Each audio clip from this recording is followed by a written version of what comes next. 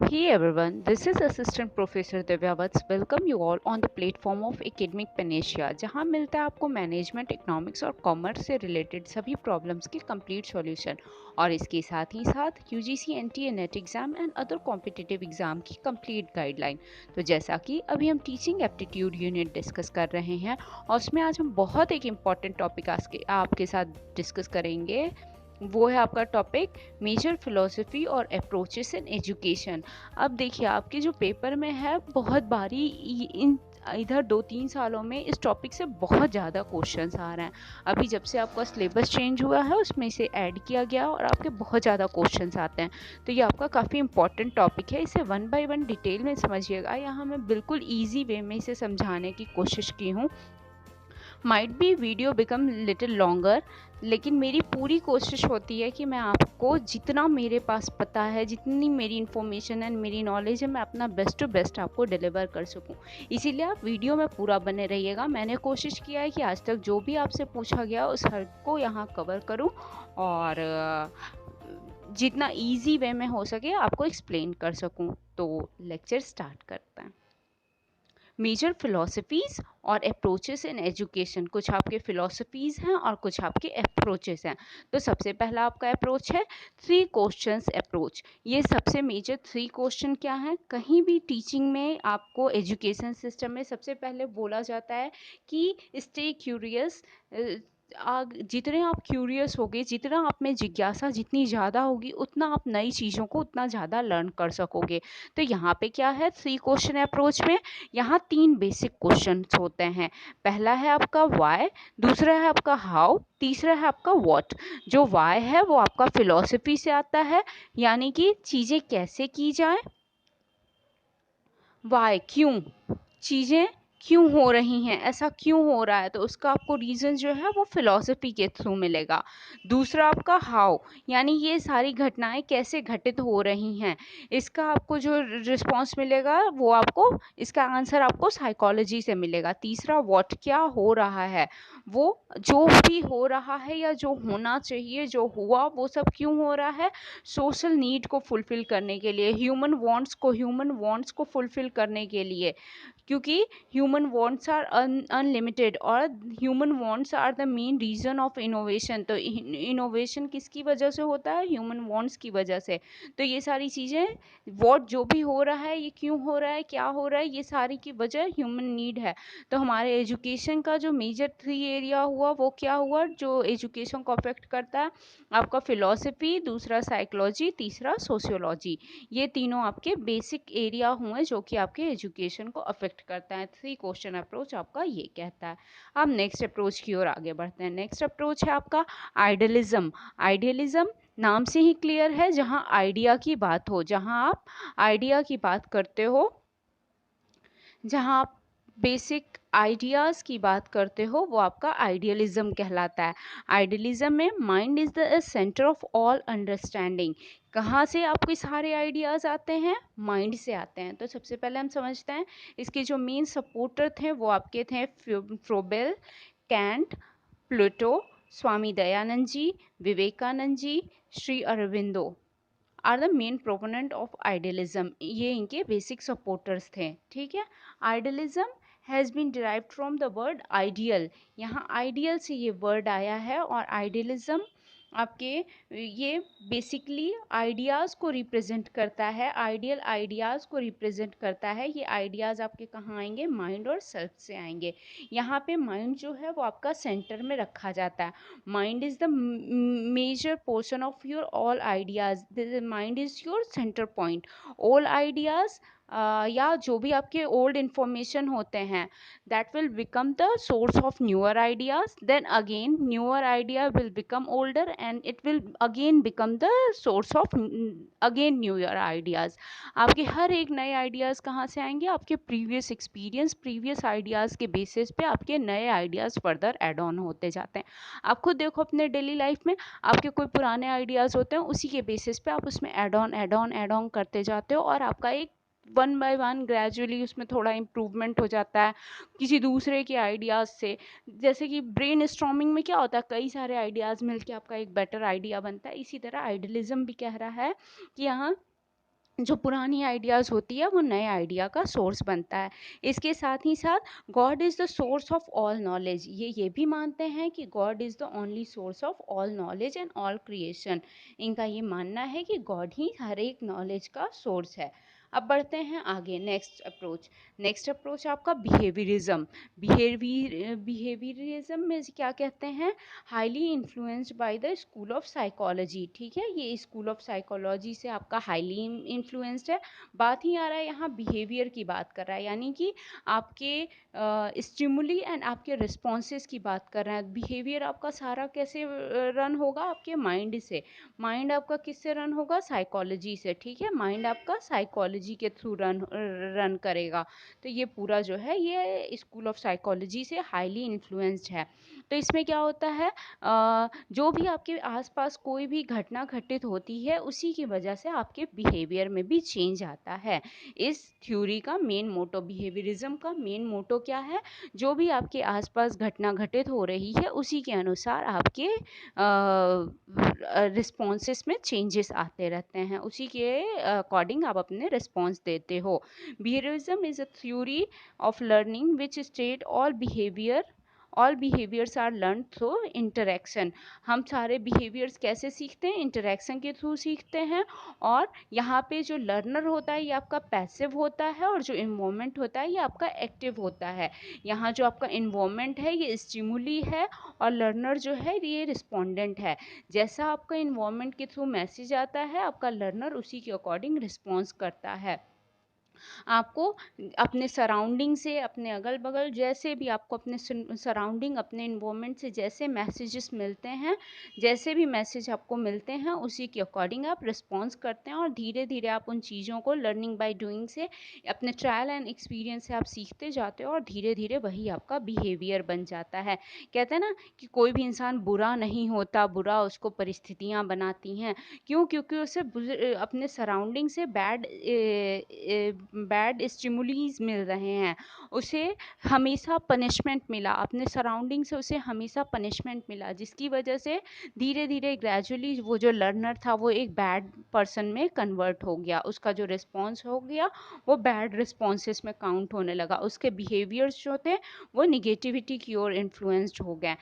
Hopefully I am clear here. So आगे इसमें इसमें आगे आपके थॉर्नडाइक ने दो प्रिंसिपल एक्सप्लेन किए हैं। पहला है लॉ ऑफ प्रैक्टिस और एक्सरसाइज, और दूसरा है आपका law of effect. Law of practice और एक्सरसाइज में क्या है कि आप जैसे आपके स्टिमुलस आते हैं उसी के अकॉर्डिंग आप रिस्पॉन्स करते हो। मतलब जैसी आपके चीज़ें, एक्सरसाइज जैसा आपको हमेशा स्टिमुलस मिलेगा उसी को आप सीखते जाते हो, और उसी के अकॉर्डिंग आप रिस्पॉन्स करते हो। ये आपका प्रैक्टिस होता है, और प्रैक्टिस जैसे जैसे आपका बढ़ेगा यही आपका बिहेवियर में कन्वर्ट हो जाएगा।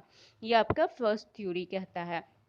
थॉर्नडाइक का सेकंड प्रिंसिपल जो है वो क्या कहता है, law of effect. Law of effect बात करता है रीइंफोर्समेंट एंड पनिशमेंट की। देखिए, जब आपको किसी चीज़ के लिए पॉजिटिव आपको फीडबैक मिले, पॉजिटिव रिस्पॉन्स मिले, तो ये आपकी लर्निंग जो है वो रीइंफोर्समेंट की वजह से आपकी ये पॉजिटिव लर्निंग हो जाएगी। और जब आपको किसी चीज़ के लिए बार बार पनिशमेंट मिल रहा है, आपका निगेटिव रिस्पॉन्स है, यहाँ आपको बार बार पनिश किया जा रहा है, तो धीरे धीरे आप इस चीज़ को फॉरगेटिंग में बदलने लगोगे। यहाँ आपका निगेटिव बिहेवियर हो जाएगा, और इसके लिए आपका पॉजिटिव बिहेवियर।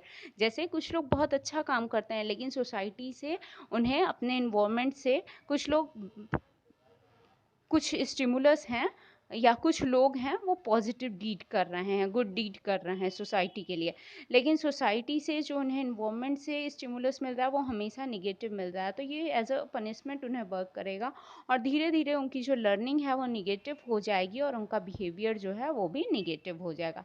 क्यों? क्योंकि उन्हें हमेशा बैड एक्सपीरियंस मिला है। तो यही आपका बिहेवियरिज्म थ्योरी कहता है। ठीक है, देन आगे बढ़ते हैं नेक्स्ट थ्योरी की ओर, नेचुरलिज्म। नेचुरलिज्म नाम से ही क्लियर है, यहाँ नेचर इज़ एवरीथिंग। यहाँ पे आप नेचर को ही सब कुछ मानते हो, यहाँ नेचर आपका सेंटर पॉइंट होता है। देखिए, नाम से ही हर कुछ आपको क्लियर हो जा रहा है। यहाँ नेचर को आप सेंटर पॉइंट में रखते हो, nature as a whole of reality. यहाँ नेचर जो है वही सारा रियलिटी का मेजर सोर्स है, और यहाँ आप मटीरियलिस्टिक वर्ल्ड की बात करते हो। आपको जो दिख रहा है नेचर में मटीरियलिस्टिक, आप उसकी बात करते हो, आपको लग्जरियस लाइफ और ये सारी चीज़ें फिजिकल वर्ल्ड में जो सारी चीज़ें हैं उसे आप सपोर्ट करते हो। यहाँ पे जो भी आपके नेचरिज्म ये कहता है कि नेचर ही माइंड को गवर्न करता है, और जैसे आपको इंफॉर्मेशन मिलते हैं उसी के अकॉर्डिंग आपकी लर्निंग होती है। नेचुरलिज्म में अगर हम टीचिंग के एस्पेक्ट में नेचुरलिज्म की बात करें, तो यहाँ पे जो आपका, अच्छा इससे पहले, mind is subordinate of nature, ठीक है। इसके मेन जो सपोर्टर थे वो टैगोर और हर्बर्ट स्पेंसर कहे जाते हैं, ठीक है। अब अगर टीचिंग के एस्पेक्ट में नेचुरलिज्म की बात करें, तो यहाँ जो टीचर होता है आपका, वो बच्चों से बहुत ज़्यादा सिंपथेटिक होता है और बहुत ज़्यादा वो अपने बच्चों के साथ अफेक्टिव होता है, ठीक है। यहाँ पे टीचर अपने स्टूडेंट्स के साथ एक अच्छी बॉन्डिंग क्रिएट करता है, और टीचर एज अ फ्रेंड बच्चों के साथ रहता है, ठीक है। वो अपने स्टूडेंट्स को एज अ फ्रेंड ट्रीट करता है। They believe the best method of learning are learning by doing. Naturalism में जो टीचर होते हैं वो हमेशा मानते हैं कि माइंड जो है मेजर सोर्स है, और इसमें आपकी लर्निंग कैसे और ज़्यादा अच्छी हो सकती है, लर्निंग बाय डूइंग। आप जैसे सीखोगे वैसे ही आपकी, आप मतलब करते जाओ काम को, और अपने बैड और गुड एक्सपीरियंस से आपकी लर्निंग और ज़्यादा इन्हांस्ड होती जाएगी। ये नेचुरलिज्म आपका कहता है।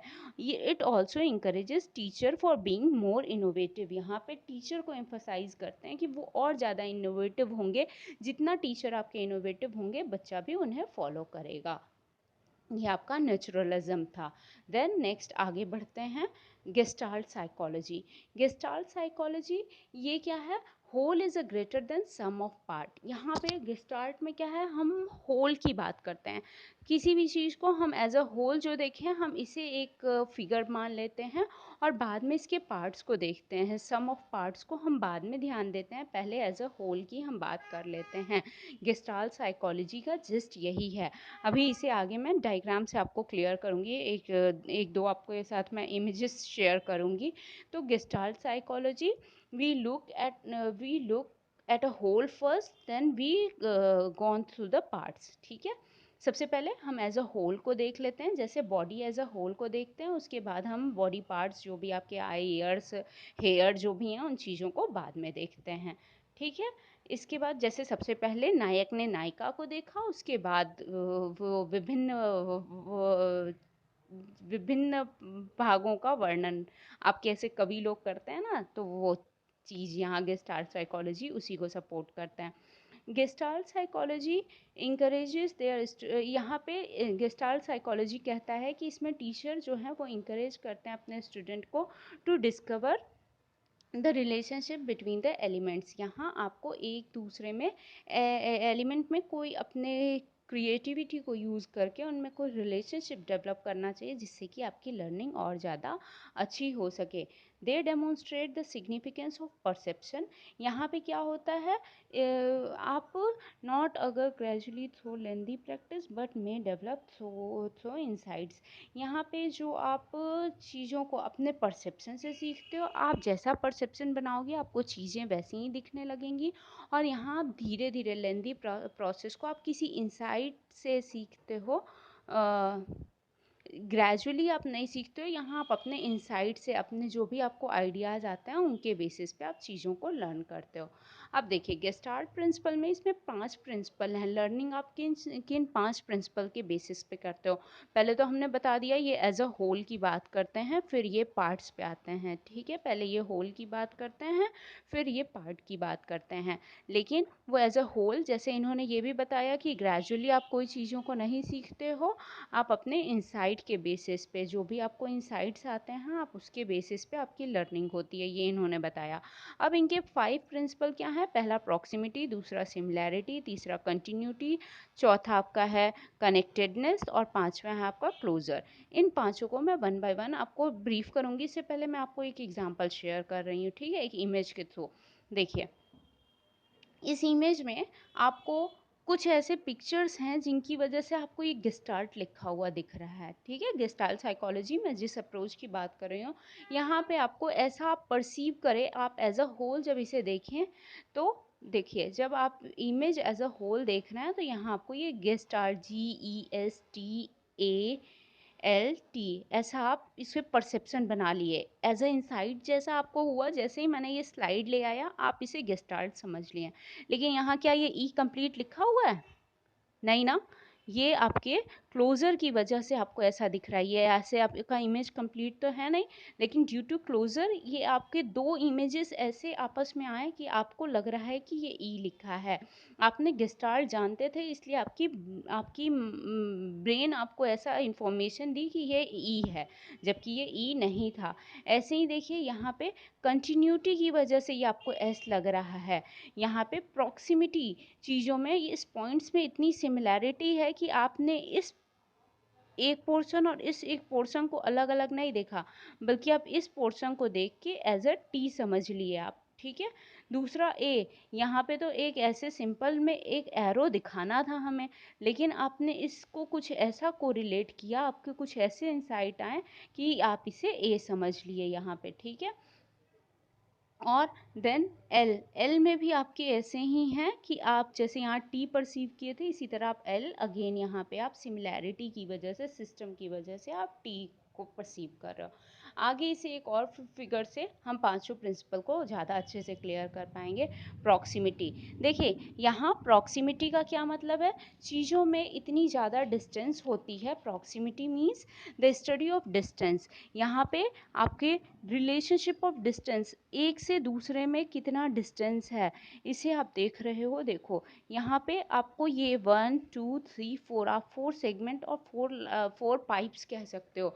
लेकिन आप ऐसा क्यों कह रहे हो, क्योंकि एक से दूसरे में जो प्रॉक्सिमिटी, जो डिस्टेंस है, इसकी वजह से आपको यहाँ प्रॉक्सिमिटी प्रिंसिपल, आप एज अ होल को देख के यहाँ 4 पाइप्स की आप बात कर रहे हो।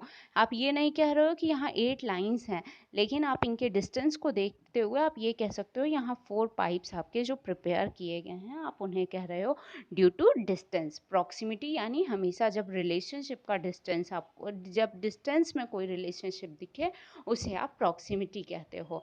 देन आपका सिमिलैरिटी, सिमिलैरिटी मान लीजिए यहाँ भी हम ऐसे ही ऐसे लगा दें। ठीक है। ये एक आपको ट्रायंगल्स थे, फिर सर्कल, अगेन ट्रायंगल, ऐसे आपको जब एक सिमिलैरिटी, एक एक्शन की सिमिलैरिटी, एक एक्शन का रिपीटेशन यहाँ बार बार आपको दिख रहा है, इसीलिए यहाँ आप एक सिमिलैरिटी प्रिंसिपल को अप्लाई करोगे। देन नेक्स्ट, ये भी आपका क्लोजर प्रिंसिपल का ही एग्जाम्पल है। इसमें देखो, आप अचानक से इसे देख रहे हो तो ये आपको एक वॉश दिख रहा है, फ्लावर वॉश आप कह सकते हो दिख रहा है, लेकिन जब आप ध्यान दो तो मुझे तो यहाँ दो ह्यूमन बीइंग के फेसेस दिख रहे हैं। आपके यहाँ दो फेसेस भी है ना, एक फेस और दूसरा इधर फेस है, लेकिन ऐसे आप एज अ होल देखिए तो ये आपको एक फ्लावर वॉश दिख रहा है। ठीक है। इसी तरह क्लोजर प्रिंसिपल में यहाँ भी है आपके कि माइंड आपकी एक डिज़ाइन को खुद से अज्यूम कर लेती है कि यहाँ एक डिज़ाइन है। देखिए यहाँ दो एक ब्रैकेट, दो सिर्फ लाइंस ऐसे रखी थी, लेकिन हम यहाँ क्या 3 बॉक्सेस को अपने से ही अज्यूम कर लिए ड्यू टू क्लोजर प्रिंसिपल, कि चीज़ों को हम अपने से एसोसिएट कर लेते हैं और अपने से हम उसे समझ लेते हैं। देन नेक्स्ट है आपका कंटिन्यूटी प्रिंसिपल। कंटिन्यूटी प्रिंसिपल में रिलेशनशिप ड्यू टू प्रोसेस, ये एक प्रोसेस ऐसा आपका बनते जा रहा है जिसकी वजह से आप एक एज अ होल इसे आप एक पैटर्न समझ लेते हो। ठीक है। देन आपका कनेक्टेडनेस, कनेक्टेडनेस में क्या है, relationship between one and other even the element have no relation. यहाँ पे कोई रिलेशन नहीं है इसमें, लेकिन आपको एक इसमें एक पैटर्न दिख रहा है जिसकी वजह से आपको यहाँ एक कनेक्टेड, ये आपको ऐसा शो हो रहा है कि ये कनेक्टेड है। लेकिन ऐसा भी तो हो सकता है 1 2 3 ऐसे।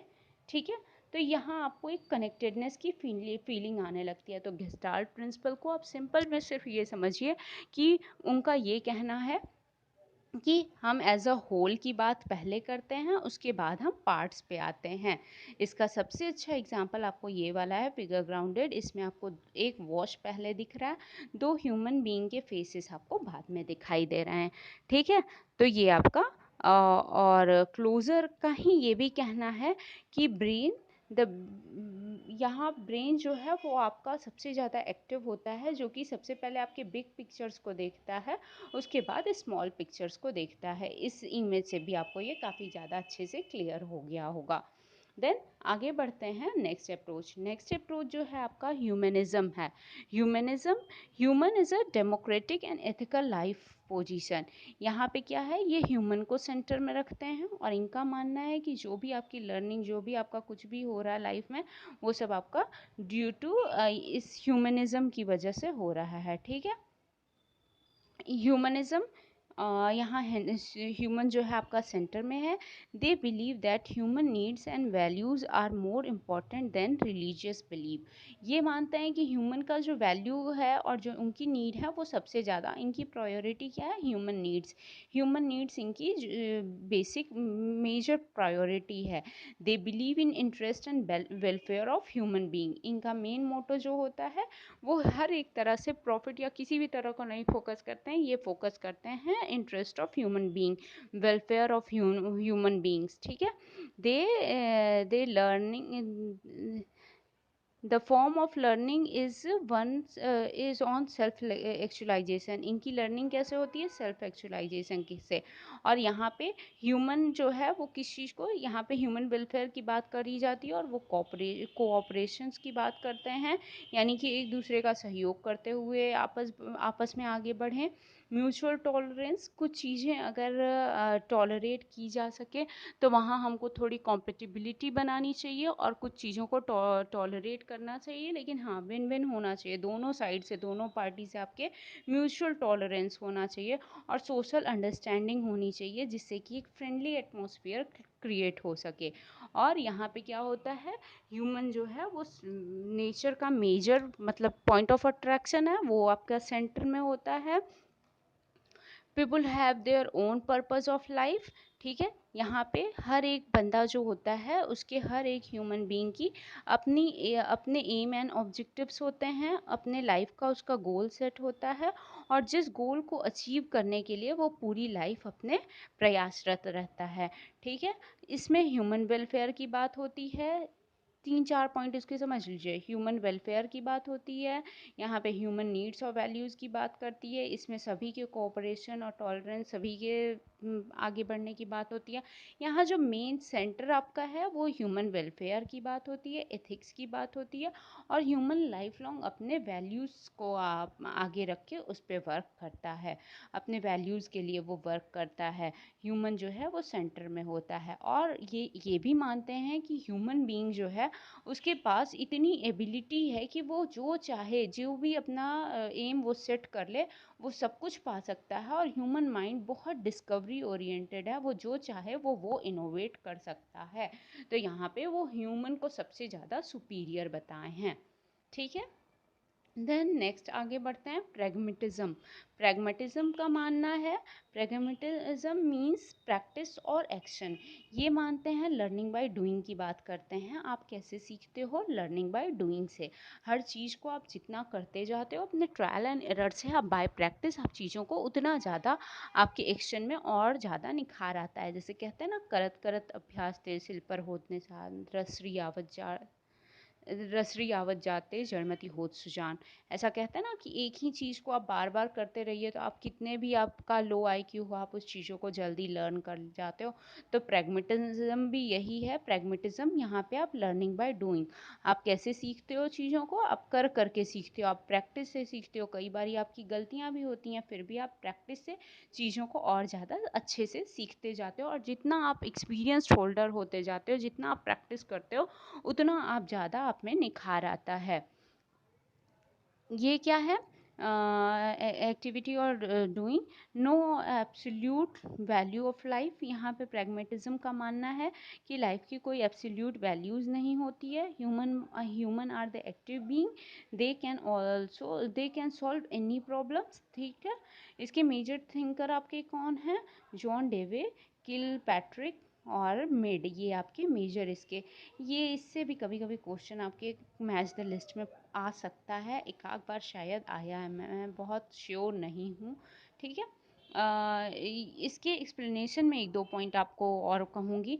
यहाँ समथिंग इनोवेटिव की बात होती है। प्रैक्टिस से तो वो सीख रहा है, यहाँ कुछ इनोवेटिव की बात होती है जिससे कि वो लर्निंग बाय डूइंग करके और ज़्यादा इनोवेटिव चीज़ों को और ज़्यादा इनोवेटिव बना सकता है। ठीक है, और प्रैक्टिस मेक्स मैन परफेक्ट यहाँ बात चलती है।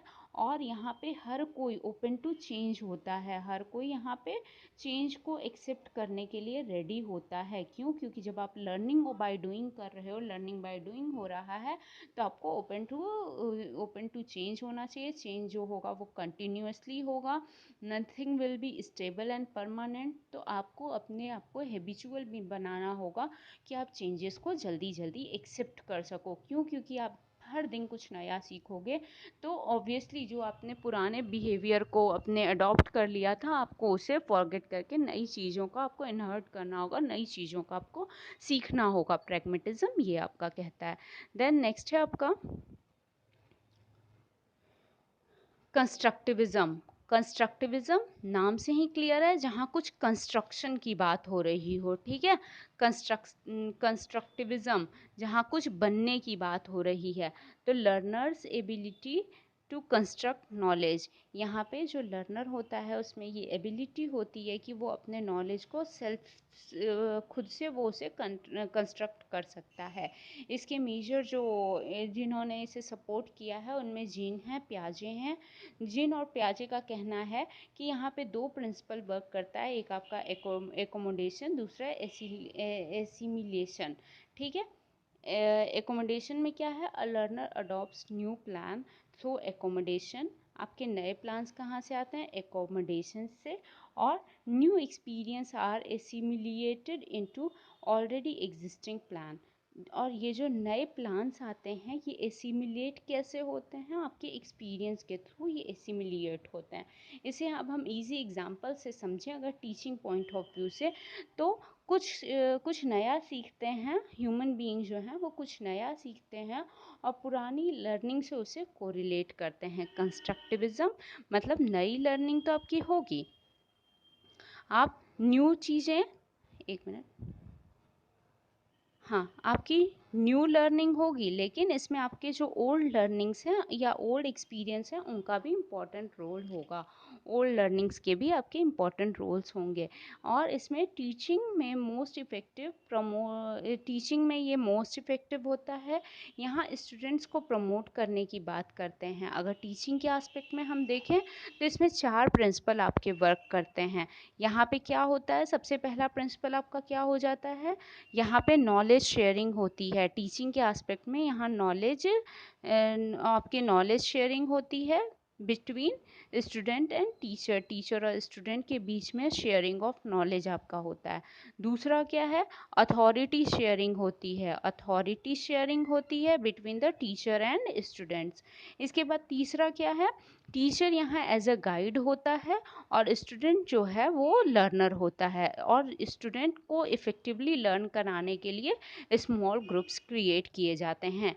ये आपके इसके 4 मेजर प्रिंसिपल्स थे। कंस्ट्रक्टिविज्म को अगर टीचिंग में अप्लाई करें तो इसके 4 मेजर प्रिंसिपल क्या होते हैं, sharing of knowledge between teacher and student, दूसरा sharing of authority between teacher and student, फिर नेक्स्ट आपका है टीचर जो है या आपका टीचर जो है वो आपका एज अ गाइड होता है, और चौथा क्या है, स्टूडेंट जो है वो मेजर रोल प्ले करते हैं और स्मॉल ग्रुप जितने होते हैं उतना इफ़ेक्टिव यहाँ लर्निंग हो पाती है। ये आपका कंस्ट्रक्टिविज्म कहता है। देन नेक्स्ट आगे बढ़ते हैं, एम्पिरिज्म। एम्पिरिज्म आप क्या क्या कहता है, एम्पिरिज्म आपका कहता है कि Empirism claims that all knowledge, ideas and concepts are originated from experience. Empirism आपका कहता है आप जो भी सीखते हो आप अपने एक्सपीरियंस से सीखते हो। इनका मेजर फोकस क्या है, ये एक्सपीरियंस पे, ह्यूमन एक्सपीरियंस पे। आप जितने ज़्यादा एक्सपीरियंस होते जाते हो उतनी आपकी लर्निंग, नॉलेज, आइडियाज़ और ज़्यादा कंस्ट्रक्ट हो जाते हैं। एम्पिरिज्म का मेन मोटो एक्सपीरियंस पे है। और यहाँ पे नॉलेज जो है वो भी कैसे डिराइव्ड होता है, नॉलेज, आइडियाज़ या कोई भी कॉन्सेप्ट है वो सब कुछ आपके एक्सपीरियंस से से डिराइव्ड होता है। एग्जाम्पल की बात करें तो children in classroom can only learn through physical experience. यहाँ पे बच्चे कैसे सीखते हैं, उनको जितना ज़्यादा एक्टिविटी कराया जाए। जैसे अगर बच्चों को हम सिर्फ डायग्राम से बता दें this is a mango tree and this is a guava tree, या ऐसे उन्हें सिर्फ हम पिक्चर से बताएं तो उन्हें उतनी अच्छी लर्निंग नहीं होगी। और अगर हम उन्हें कुछ एक्सरसाइज दे दें कि आपको 5 लीव कलेक्ट करने हैं या 5 फ्लावर्स कलेक्ट करना है, तो उसके लिए बच्चे जब थोड़ा एफर्ट लगाएंगे तो उनकी लर्निंग और ज़्यादा अच्छी हो जाएगी। तो जितना आप चीज़ों को एक्सपीरियंस करते हो उतनी अच्छी आपकी बेटर लर्निंग होती है। एम्पिरिज्म का ये आपका कहना है। देन नेक्स्ट है आपका रैशनलिज्म। रैशनलिज्म, जहाँ रैशनलिज्म आ गया मतलब समझ जाइए यहाँ लॉजिक की बात हो रही है। ठीक है, लॉजिक या रीजंस की बात हो रही है। रैशनलिज्म यहाँ पे regards reason the chief source and test of knowledge, any view appealing to reason as a source of knowledge और justification। यहाँ पे आपका मेजर जो सोर्स है वो लॉजिक्स के बेसिस पे आप काम करते हो। आप लॉजिक और रीजन के बेसिस पे सारे आप वर्क को करते हो। ठीक है, रैशनलिज्म में आप जो आपका नॉलेज है वो कहाँ से डिराइव्ड होता है, कई बार आपको इंट्यूशंस भी आते हैं।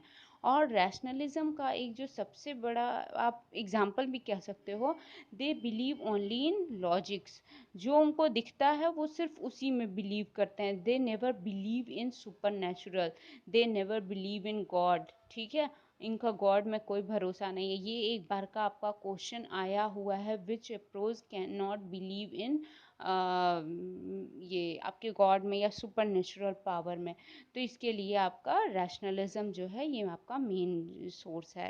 रैशनलिज्म जो है ये आपके गॉड या सुपर नेचुरल पावर में नहीं बिलीव करता, ये रीजन और लॉजिक में बिलीव करता है। जो इनको सिर्फ दिखाई देता है ये सिर्फ उसे ही सच मानते हैं, ये सिर्फ उसी में बिलीव करते हैं। देन नेक्स्ट है आपका, अगर हम बात करें एम्पिरिज्म एंड रैशनलिज्म का, तो एम्पिरिज्म में क्या है, एक्सपीरियंस से आप जो भी सीख रहे हो, यहाँ एक्सपीरियंस आपका मेन होता है, यहाँ आपका रीज़न मेन होता है। ठीक है, एक्सपेरिमेंटल, जैसे आप साइंस में एक्सपेरिमेंटल साइंस इज़ द, आप एक्सपेरिमेंटल साइंस से आप चीज़ों को जितना एक्सपीरियंस करते हो उतनी आपकी बेटर लर्निंग होती है। यहाँ पे आप मैथमेटिक्स में जैसे आप लॉजिक दे रहे हो और उसके लॉजिक के बेसिस पे आपकी लर्निंग आपके थॉट्स प्रोसेस इंक्रीज करते हैं। तो एम्पिरिज्म जब भी आएगा इसे एक्सपीरियंस, और लॉजिक रीजनिंग जब भी आएगा इसे रीजन से कोरिलेट करिएगा। ठीक है, देन नेक्स्ट आगे बढ़ते हैं। एग्जिस्टेंशियलिज्म में क्या होता है, जो आपके सोर्सेस हैं आप सिर्फ उनमें बिलीव करते हो, यानी जो भी आपका कुछ एग्जिस्ट कर रहा है आप सिर्फ उसी को सच मानते हो। This philosophy believe we are each responsible for creating purpose और meaning in our own life. ठीक है, ये क्या है, ये आपका रिकंस्ट्रक्शन से रिलेटेड होता है। यहाँ आप जैसे जैसे चीज़ों को रिकंस्ट्रक्ट करते जाते हो वैसे वैसे आपकी थॉट प्रोसेस और ज़्यादा इम्प्रूव होती जाती है। What you see that you learn. यहाँ पे इनका मानना है कि आप बच्चों को किसी एग्जाम्पल्स को दे के सिर्फ नहीं बता सकते हो कि ये तुम्हें सीख लेना चाहिए। यहाँ जैसा बच्चे देखते हैं, जैसा वो देखते हैं, what they see that they learn.